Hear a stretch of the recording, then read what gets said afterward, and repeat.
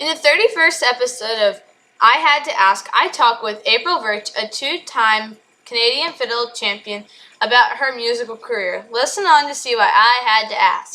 Hi, I'm Lillian, and I'm here with April Verch at the IBMA World of Bluegrass. Welcome to the show. Thank you. Glad to be here. So, can you tell me about when you won all the Canadian Fiddle Championships?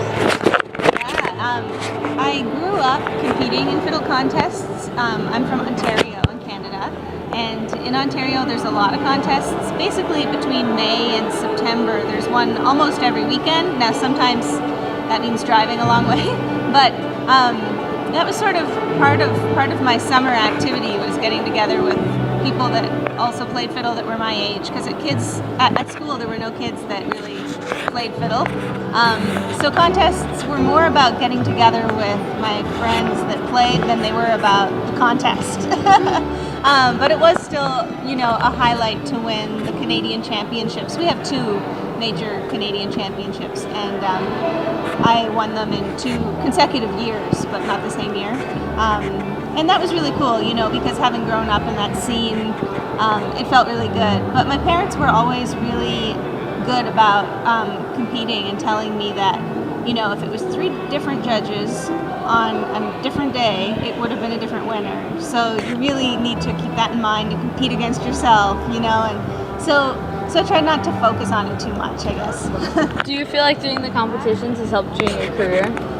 Yeah, I think it did initially, especially back then, when I wanted to start touring. It helped to be able to say, hey, I'm a Canadian champion, because that sort of was some instant credibility, I guess. You've traveled to many countries to play, including Ireland, Austria, Canada. What was your favorite country to play in, and why? That's tough. They're all really special in their own way, but I would have to say it would be a tie between Australia and Sweden.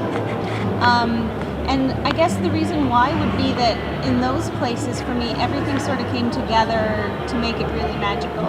So it's beautiful scenery. The people were really warm and friendly to us. The places we stayed were clean. And there's strong music scenes there, so that's always a big part for me, is sort of learning about the music scene locally and being able to share with other musicians. So it's sort of like one of those things where you get a little bit of everything and it makes it great overall. Do you have a country that you want to travel to and perform at? I haven't toured in Italy or Rome. I think that would be fun, and Switzerland as well. We haven't performed there yet. There's probably a long list. Can you tell our listeners about the Ottawa Valley tradition you carry on when you play your fiddle? Yeah, so the Ottawa Valley is in northeastern Ontario, and the area was settled by people who came to work in the lumber camps. So the lumberjacks worked hard all day, and at night they shared tunes and dances and cultural things together. And the people who settled there were Irish, Scottish, French, German, and Polish. So it's a real melting pot. So that's sort of, the style that I was raised in. Our shows now contain a lot more than just that, but there's always an element of the Ottawa Valley stuff in it, because it's so important to me and it's so close to my heart. You've appeared on NPR and on CMT, on the country music television. What's it like when you see yourself on a big public broadcast like that? It's strange. It's sort of like hearing your voice back, how it never sounds like you think it sounds when you hear it. And it's sort of a similar experience. I think you get too wrapped up in looking at certain things of yourself or listening to certain things, and it's hard to be objective, but it's also, really thrilling. I was told to ask you how you pull off moving around the stage and playing your fiddle at the same time. So how do you pull it off? Well, I usually finish the show by step dancing and fiddling at the same time, and I can't really explain it. I have to know both of those things really well, so I can put them on automatic pilot. Sort of like when you're writing your name, you don't think about it, you just do it. So I have to be at that point with the steps and with that tune. So I can't just do it to any fiddle tune. It's something that I've sort of got to that point. So my podcast is called I Had to Ask. When you're being interviewed, what's the one question you wish somebody will ask you? Ooh. question.